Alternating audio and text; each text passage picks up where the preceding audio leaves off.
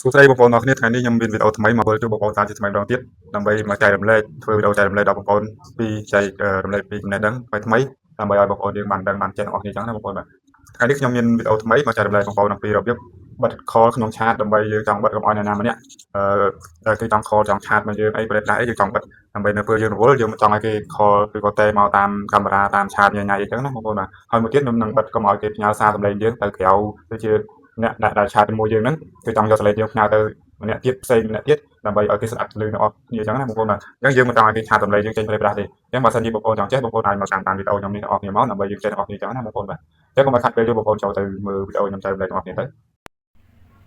អញ្ចឹងបងប្អូនចូលមក chat Messenger មកបងប្អូនចូលមក chat ចុចដូចខ្លាញ់ខ្ញុំចុចទឹកមកអញ្ចឹងខ្ញុំចូល chat Messenger នេះអញ្ចឹងបងប្អូនចូលចឹងមកបន្តមកទៀតបងប្អូនដល់កន្លែងនេះបងប្អូនជ្រើសរើស chat Facebook Messenger អ្នកណាម្នាក់មកបងប្អូនដើម្បីចូលទៅបិទកុំឲ្យគេ call មកក្នុង chat Messenger នៅពេលបងប្អូនវល់ឬក៏បងប្អូនចង់បិទ chat អ្នកណាម្នាក់មិនឲ្យគេ call ទៅចូលចឹងណាបងប្អូនបាទឬក៏ហៅថាតែតាមកាមេរ៉ាតែតាម chat Messenger ចឹងណាបងប្អូនបាទនេះគឺខ្ញុំចូល chat ខ្ញុំដើម្បី chat ខ្ញុំមួយទៀតដើម្បីសារបងឲ្យបងប្អូនមើលចឹងណាបងប្អូនបាទអញ្ចឹងខ្ញុំនឹងធ្វើការបិទឲ្យបងប្អូនមើលហើយបិទ call ហើយ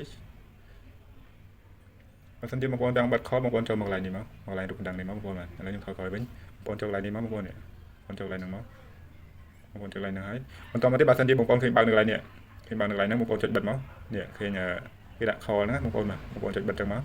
អញ្ចឹងគឺវាធ្វើការបិទហើយអញ្ចឹងបើសិនជាភាគីម្ខាងទៀតដែលគេចង់ call ចង់តែមកយើងគឺតែចូលទេបងប្អូនបាទអញ្ចឹងបន្តមកខ្ញុំថយមួយទៀតដើម្បីចូលទៅរកកន្លែងបិទកុំឲ្យគេផ្ញើសារសម្លេងយើងដើម្បីទៅអ្នកផ្សេងទៀតចឹងណាបងប្អូនបាទបើសិនជាយើងមិនចង់ឲ្យទូរស័ព្ទយើងគេឆាតសម្លេងយើង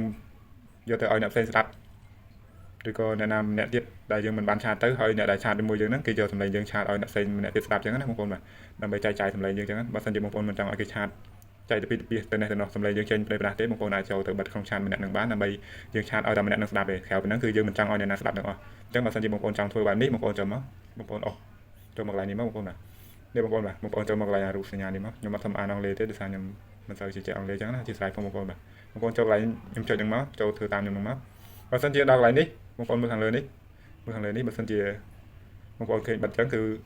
អូខេបងប្អូនបើសិនជាបងប្អូនឃើញបើកចេះបងប្អូនចុចបិទវិញមកបងប្អូនចុចបិទចឹងមកគឺបងប្អូនបាត់បានដោយជោគជ័យមានន័យថាគឺបងប្អូនឆាតសម្លេងបងប្អូនទៅម្នាក់ហ្នឹងហើយគឺម្នាក់ហ្នឹងមិនអាចឆាតសម្លេងទៅឲ្យអ្នកផ្សេងស្ដាប់បានទៀតទេគឺឆាតអត់ចេញទេបងប្អូនបាទនោះត្រាតែបងប្អូនចុចចូលកន្លែងហ្នឹងហើយបងប្អូនបើកមកវិញបានអាច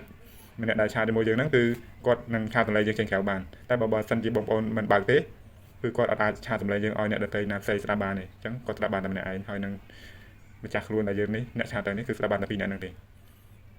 ញ្ចឹងវីដេអូហ្នឹងមានតែប៉ុណ្ណឹងបងប្អូនបាទបើសិនជាបងប្អូនគិតថាវីដេអូខ្ញុំល្អបងប្អូនជួយកុំភ្លេចជួយចុច follow page ខ្ញុំម្នាក់មួយហើយនឹងចុច TikTok ខ្ញុំម្នាក់មួយផងហើយខ្ញុំម្នាក់មួយផងដើម្បីខ្ញុំឡើងចិត្តធ្វើវីដេអូចែករំលែកដល់បងប្អូនផ្សេងទៀតបន្តទៀតឲ្យបងប្អូនបានចេះទាំងអស់គ្នាចឹងណាបងប្អូនបាទសូមអរគុណ